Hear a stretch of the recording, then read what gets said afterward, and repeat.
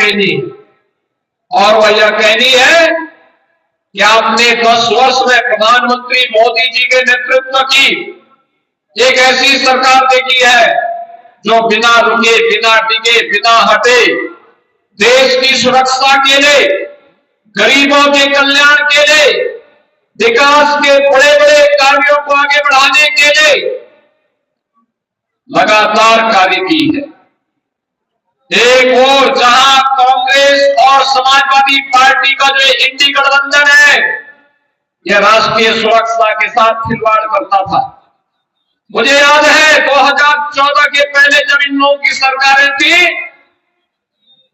तो अगर पाकिस्तान कोई आतंकी वारदात को अंजाम देता था, हमारी सीमाओं का अतिक्रमण करता था, अगर हम आवाज उठाते थे तो कांग्रेस के लोग कहते थे, समाजवादी पार्टी के लोग कहते थे कि आवाज मत उठाओ, पाकिस्तान से संबंध खराब हो जाएंगे। यही स्थिति देश के अंदर आतंकवाद की जो धारा 370 को लेकर के थी, कश्मीर में कांग्रेस कहती है कि धारा 370 फिर से लाएंगे। बहनों और भाइयों, धारा 370 का मतलब आतंकवाद की पुनर्वापसी। यह देश अब आतंकवाद को बर्दाश्त नहीं करेगा, आतंकवाद का खात्मा करके रहेगा।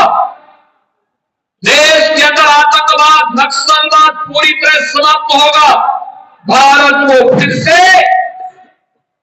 विकसित भारत के रूप में स्थापित करने के मोदी जी के अभियान के साथ हम सबको जुड़ के काम करना है।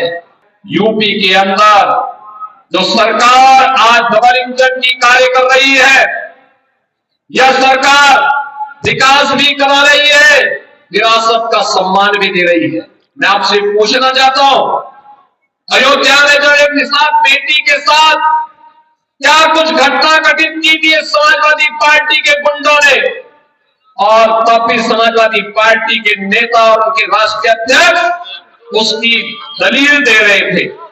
बहनों और भाइयों, बेटी तो सबकी होती है। बेटी के साथ अगर कोई इस प्रकार का जुर्म करेगा, इस प्रकार का अत्याचार करेगा, तो हमारा तो संकल्प ही है कि उस दुष्कर्मी के लिए फिर जगह नहीं, उसकी जगह केवल और केवल जहन्नुम में हो सकती है, बाकी उसके लिए कोई जगह नहीं हो सकती।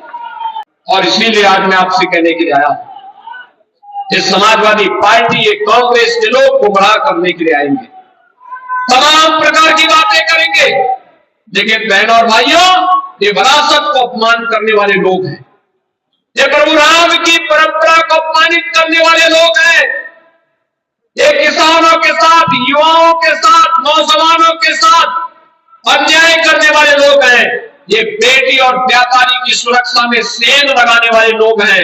इनको अब आगे बढ़ने का अवसर कतई नहीं देना है, नहीं तो ये लोग फिर, इनकी विरासत क्या थी, इनकी विरासत अगर देखना हो तो खान मुबारक ही समाजवादी पार्टी की वास्तविक विरासत है। अतीक अहमद और मुख्तार अंसारी इनकी वास्तविक विरासत है। ये भारत के देवी देवताओं को, भारत के महापुरुषों को सम्मान नहीं देते।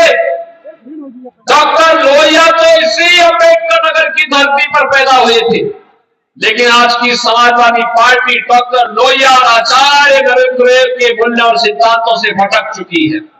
और इसीलिए मैं आपका आह्वान करने के लिए आज आया हूं कि बहनों और भाइयों, भारतीय जनता पार्टी ने, एनडीए ने, राजभर पार्टी ने, निषाद पार्टी ने, अपना दल ने अपने प्रत्याशी के रूप में श्री धर्मराज निषाद को आपके बीच में आपका आशीर्वाद प्राप्त करने के लिए इस उपचुनाव में उतारा है।